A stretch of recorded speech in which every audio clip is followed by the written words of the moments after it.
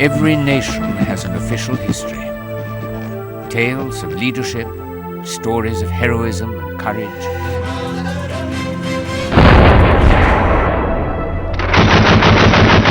Accounts of battles won and lost. Glimpses of hope and glory. But there is another history.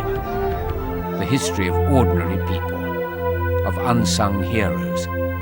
People who create history through commitment and perseverance, sweat and drudgery. This is their story. The oil people of India. The people who foiled the design to make independent India an economic colony of oil multinationals, the fate of many a developing country. It was a long drawn-out battle against formidable adversaries.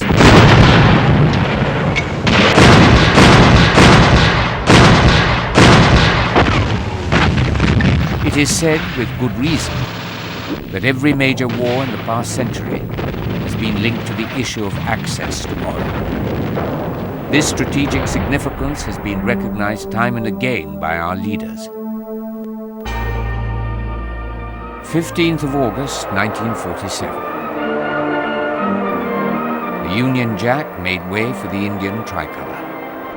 At the stroke of the midnight hour, when the world sleeps, India will awake to life and freedom. A moment comes. But for the Western oil multinationals, the sun had not yet set on their empire. An American oil multinational surveyed India and told the government that there's no prospect for oil in India except small reserves in the northeast. The Indian market was sure to grow, and this was the best way to begin the recolonization. The visionary Prime Minister Pandit Jawaharlal Nehru recognized the importance of oil security and declared in Parliament, a country that does not produce its own oil is in a weak position. From the point of view of defense, the absence of oil is a fatal weakness. Prophetic words. The Cold War had begun. The Russians also did a survey and told the government that the Americans had lied. India has reserves of oil and gas, and exploration and production should be taken up in earnest. The man of the moment was Keshav Dev Malviya, Junior Minister for Natural Resources in Nehru's cabinet. He was to play a pioneering role in setting up the national oil industry.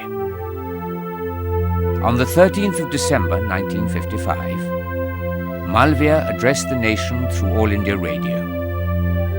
He declared that prospecting and development of oil is a venture with no guarantee.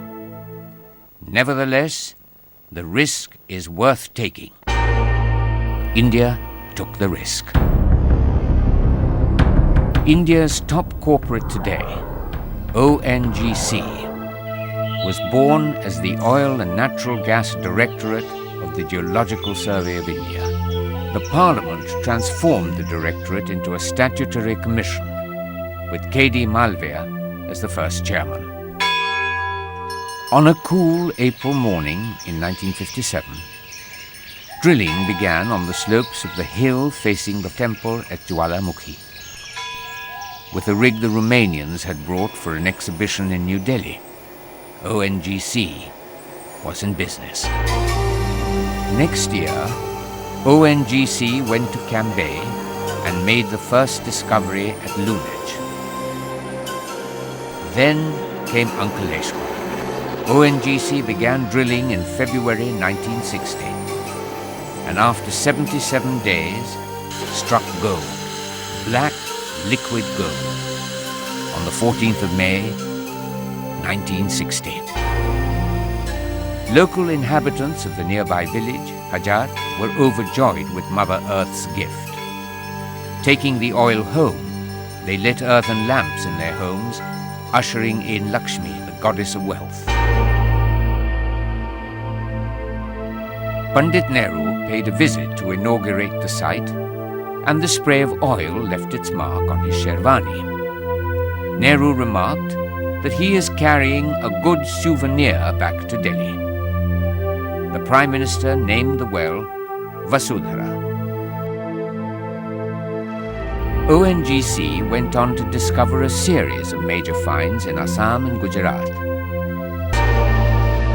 Bombay High was to come in February 1974, and by 1977, the Western oil multinationals would quit India. 3.5 decades after Mahatma Gandhi had asked the Imperial Empire to quit India. ONGC heads the list of Economic Times 500 and Business Today 500 as the most valuable company in India by market capitalization, net worth, and net profits. ONGC is truly making tomorrow brighter.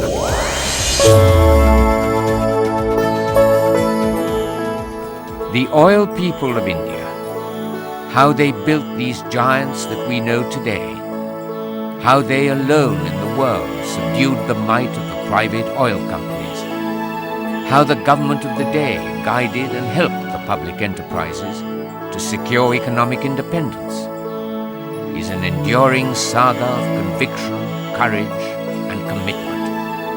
A saga in the history of independent India, written by unsung, forgotten heroes.